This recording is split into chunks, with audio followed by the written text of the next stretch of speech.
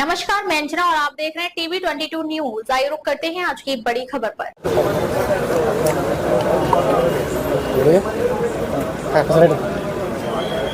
ಇವತ್ತು ನಾವು ವಿಜಯಪುರದಲ್ಲಿರುವಂಥ 50ಕ್ಕಿಂತ ಹೆಚ್ಚು ದೇವಸ್ಥಾನಗಳನ್ನು ಧಾರ್ಮಿಕ ದತ್ತಿ ಇಲಾಖೆ ಕರ್ನಾಟಕ ಸರ್ಕಾರದ ಅಧೀನದಲ್ಲಿ ತೆಗೆದುಕೊಳ್ಳುವಂಥ ಒಂದು ಪ್ರಕ್ರಿಯೆ ನಡೀತಾ ಇದೆ. ಇವತ್ತು ಯಾವುದೇ ದೇವಸ್ಥಾನದ ಆಡಳಿತ ಮಂಡಳಿಗೆ, ಟ್ರಸ್ಟಿಗಳಿಗೆ ಯಾವುದೇ ರೀತಿ ಮಾಹಿತಿ ಕೊಡದೇ, ನೋಟಿಸ್ ಕೊಡದೇ, ಅವ್ರ ಜೊತೆ ಮಾತುಕತೆ ಮಾಡ್ದೇ ಈ ಪ್ರೊಸೆಸ್ಸು ಸರ್ಕಾರದ ಎಲ್ಲ ಇಲಾಖೆಗಳು ನಡೀತಾ ಇದೆ. ಇದು ಒಂದು ಸರ್ಕಾರ ಎಲ್ಲ ದೇವಸ್ಥಾನಗಳನ್ನು ಬಿಜಾಪುರಲ್ಲಿರುವಂಥದ್ದು ಸರ್ಕಾರದ ಕಬ್ಜಾ ತೊಗೋಬೇಕನ್ನುವಂಥ ಒಂದು ದುಸ್ಸಾಹಸಕ್ಕೆ ಕೈ ಹಾಕಿದೆ. ಈ ರೀತಿ ಆಗಬಾರ್ದು. ಯಾಕಂದರೆ ಇವತ್ತು ಸರ್ಕಾರದ ಯಾವುದೇ ನಿಯಮಗಳು ಇದ್ರೂ ಕೂಡ ಮೊದಲು ಆ ದೇವಸ್ಥಾನದ ಎಲ್ಲರಿಗೆ ಅದ್ರ ಬಗ್ಗೆ ಮಾಹಿತಿ ಕೊಡಬೇಕು, ನೋಟಿಸ್ ಕೊಡಬೇಕು, ಅವ್ರ ಜೊತೆ ಮಾತುಕತೆ ಆದ ನಂತರ ಕ್ರಮ ತೆಗೆದುಕೊಳ್ಬೇಕಾಗ್ತದೆ. ಇದು ಯಾವುದೂ ಮಾಡಿಲ್ಲ. ಸಂಪೂರ್ಣವಾಗಿ ಎಲ್ಲರನ್ನ ಕತ್ತಲೆಯಲ್ಲಿ ಇಟ್ಟು ಸರ್ಕಾರ ಈ ಒಂದು ಕ್ರಮ ತೆಗೆದುಕೊಳ್ಳೋದು ಮಾಡ್ತಾ ಇರೋದು ನಾನು ಇದನ್ನು ಖಂಡಿಸ್ತಾ ಇದ್ದೀನಿ. ಮತ್ತು ಇದನ್ನು ಎಲ್ಲ ದೇವಸ್ಥಾನಗಳನ್ನು ಈ ಪ್ರೊಸೆಸ್ದಿಂದ ಕೈ ಬಿಡಬೇಕು ಅಂತೇಳಿ ನಾನು ಒತ್ತಾಯ ಮಾಡ್ತೀನಿ ಮತ್ತು ವಿನಂತಿಯನ್ನು ಮಾಡ್ತೇನೆ. ಯಾಕಂದರೆ ಒಂದು ಸರ್ಕಾರದ ಯಾವುದೇ ಒಂದು ಲಾಭ ತೆಗೆದುಕೊಳ್ಳದಾನೆ ಇವತ್ತು ದೇವಸ್ಥಾನ ಆಡಳಿತ ನಡೆಸ್ತಾ ಇದೆ. ಭಾಳಷ್ಟು ದೇವಸ್ಥಾನಗಳು ಕೆಲವೊಂದು ಏನೋ ಸ್ವಲ್ಪ ತೊಗೊಂಡಿರ್ಬೋದಿಲ್ಲ ನನಗೆಲ್ಲ, ಅಷ್ಟಕ್ಕೆ ಮಾತ್ರಕ್ಕೆ ಪೂರ್ತಿ ಅದನ್ನು ಸ್ವಾಧೀನಕ್ಕೆ ಪಡಿಬೇಕು ಅನ್ನುವಂಥದ್ದು ಹುನ್ನಾರ ಸರಿಯಲ್ಲ. ಯಾಕಂದರೆ ಇವತ್ತು ಪುರಾತನ ಕಾಲದಿಂದ ಇವತ್ತು 100-200 ವರ್ಷಗಳಿಂದ ಇವತ್ತು ದೇವಸ್ಥಾನಗಳು ಬಿಜಾಪುರದಲ್ಲಿದ್ದಾವೆ. ಭಕ್ತರ ಒಂದು ಸಹಾಯ ಸಹಕಾರ ಮತ್ತು ಕಾಣಿಕೆಗಳಿಂದ ನಡೀತಾ ಇದ್ದಾವೆ, ದೇವಸ್ಥಾನ ನಿರ್ಮಾಣ ಆಗಿವೆ. ಈ ಸಡನ್ಲಿ ಅವನ್ನು ನಾವು ಇಲಾಖೆ ಇದರಲ್ಲಿ ತೆಗೆದುಕೊಂಡು ಆ ಕಾನೂನುಗಳನ್ನು ಅದರ ಮೇಲೆ ಹೇರುವಂಥದ್ದು ಆಗಬಾರ್ದು. ಇದು ಒಂದು ಹಿಂದೂಗಳ ದೇವಾಲಯಗಳಿಗೆ ಒಂದು ಭಕ್ತರಿಗೆ ಮಾನಸಿಕ ತೊಂದರೆ ಕೊಡುವಂಥ ಕೆಲಸ ಆಗಿದೆ ಅನ್ನುವಂಥದ್ದು ಕೂಡ ಈ ಸಂದರ್ಭದಲ್ಲಿ ಬಯಸ್ತಿದ್ದೀನಿ.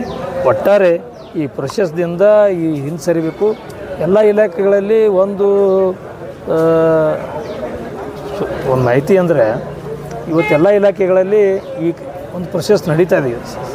ಸರ್ವೆ ಡಿಪಾರ್ಟ್ಮೆಂಟು, ಮಹಾನಗರ ಪಾಲಿಕೆ, ತಹಸೀಲ್ದಾರ್ ಕಚೇರಿ ಎಲ್ಲವೂ ಕೂಡ ಇದನ್ನು ಪೇಪರ್ಸ್ ಕಲೆಕ್ಟ್ ಮಾಡುವಂಥದ್ದು, ಆ ಜಾಗಗಳ ಉತ್ತಾರಿಯನ್ನು ಕಲೆಕ್ಟ್ ಮಾಡುವುದು ನಡೀತದೆ.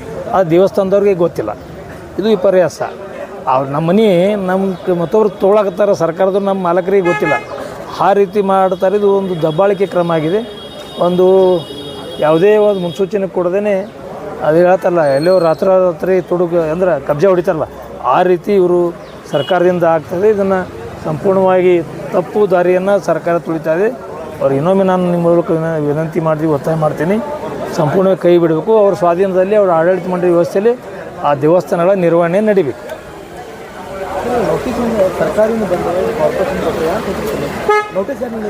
ಯಾರು ಕೊಟ್ಟಿಲ್ಲ, ಯಾರು ಕೊಡಬೇಕಲ್ಲ, ಎಲ್ಲ ಸರ್ಕಾರ ಇಲ್ಲ, ಮುನ್ಸಿಪಾಲ್ಟಿನ ಸರ್ಕಾರ, ಜಿಲ್ಲಾಡಳಿತ ಸರ್ಕಾರ. ಈಗ ನಮ್ಮ ದೇವಸ್ಥಾನ ಬಗ್ಗೆ ಇಲ್ಲಿ ಸರ್ಕಾರ ಒಂದೇನೋ ಪ್ರೊಸೆಸ್ ನಡೀತದೆ ಅಂದರೆ ಮಾಹಿತಿ ಸಿಗಬೇಕಲ್ಲ ಅವ್ರಿಗೆ ಮಾಹಿತಿ ಇಲ್ಲ. ನಾನು ಇವತ್ತು 3-4 ಜನರಿಗೆ ನೋಡಿದೆ, ಯಾರಿಗೂ ಒಂದು ಮಾಹಿತಿ ಇಲ್ಲ. ನಾನು ಒಂದು ದೇವಸ್ಥಾನ ಟ್ರಸ್ಟಿ, ನನಗೂ ಕೂಡ ಮಾಹಿತಿ ಬಂದಿಲ್ಲ. ಈ ರೀತಿ ಅವ್ರಿಗೆ ಮಾಹಿತಿ ಕೊಡದೇ ಅವ್ರನ್ನೆಲ್ಲರನ್ನ ಕತ್ತಲೆಯಲ್ಲಿಟ್ಟು ಮಾಡ್ತಾ ಇರೋದು ಸಂಚು ರೂಪಿಸಿದ್ದಾರೆ ಅಂತ ನಾನೊಂದು ಆರೋಪ ಮಾಡೋಕ್ಕೆ ಬಯಸ್ತೀನಿ ಅವ್ರ ಮೇಲೆ. ಅದೇ ಅದು ನಾನು ಜಿಲ್ಲಾಧಿಕಾರಿ ಮುಖಾಂತರ ಅದನ್ನು ಈ ಒಂದು ಏನು ಪ್ರಕ್ರಿಯೆ ನಡೀತಾ ಇದೆ ಸಂಪೂರ್ಣ ಕೈ ಬಿಡಬೇಕಂತೇಳಿ ನಾನು ವಿನಂತಿ ಮಾಡ್ಕೊಳ್ಳೋಕೆ ನಮ್ಮೆಲ್ಲ ಕೆಲವೊಂದು ದೇವಸ್ಥಾನದ ಟ್ರಸ್ಟಿಗಳು, ಕೆಲವು ಭಕ್ತರು, ನಮ್ಮ ಹಿಂದೂ ಕಾರ್ಯಕರ್ತರು ಬಂದಿದ್ದಾರೆ.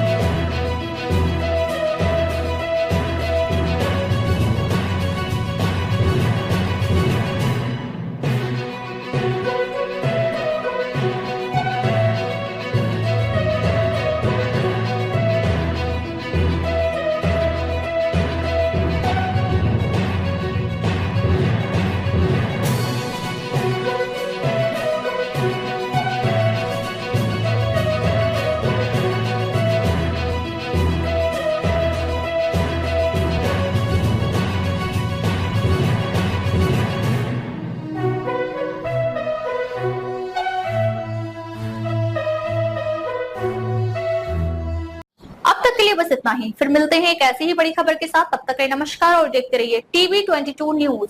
अगर आपको वीडियो पसंद आई हो तो लाइक करिए व शेयर करिए। ऐसे लेटेस्ट अपडेट पाने के लिए बेल आइकन को प्रेस करना ना भूलें। अगर आप हमें फेसबुक या फिर इंस्टा के माध्यम से देख रहे हैं तो हमारे पेज को फॉलो जरूर करें। धन्यवाद।